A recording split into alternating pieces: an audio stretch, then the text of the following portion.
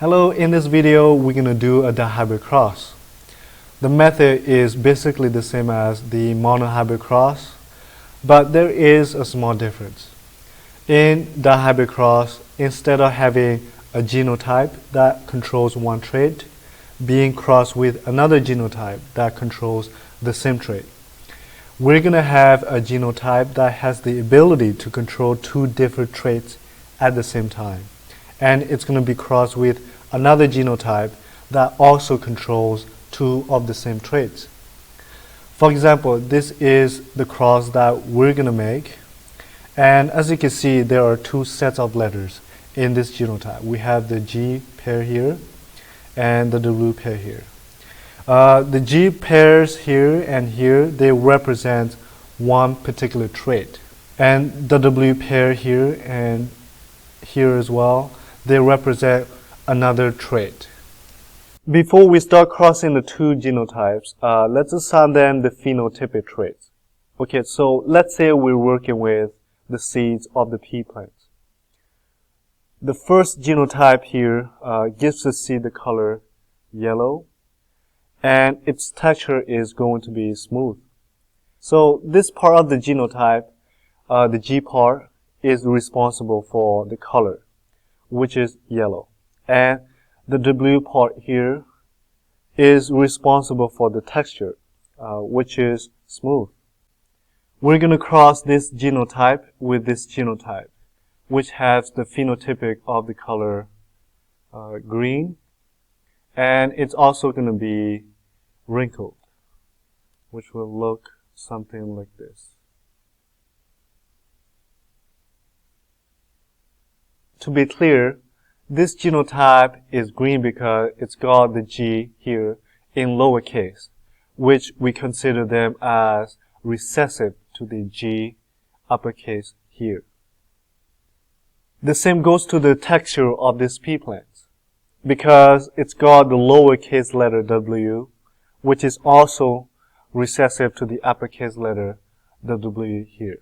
To be clear, this genotype here is green because it's got the letter G here in lowercase, which we consider them to be as recessive to the uppercase letter G here.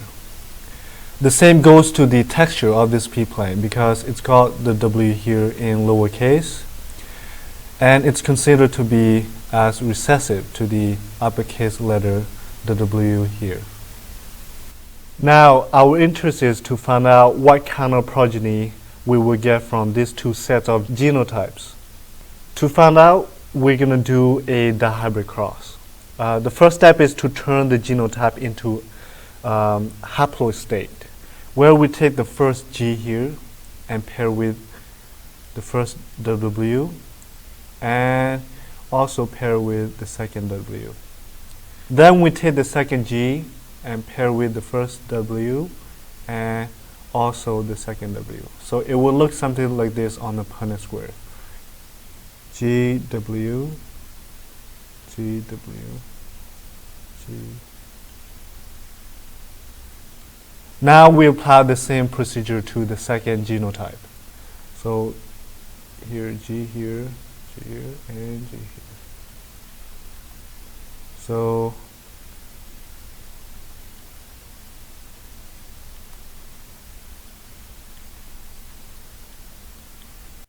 all we need to do now is pair them up into boxes.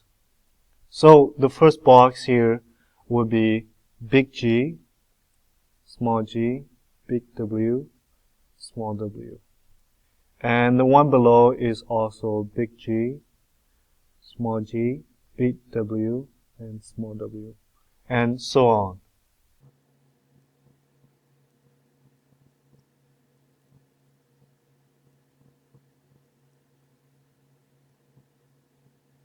Going back to the beginning, we wanted to know what the progeny will look like.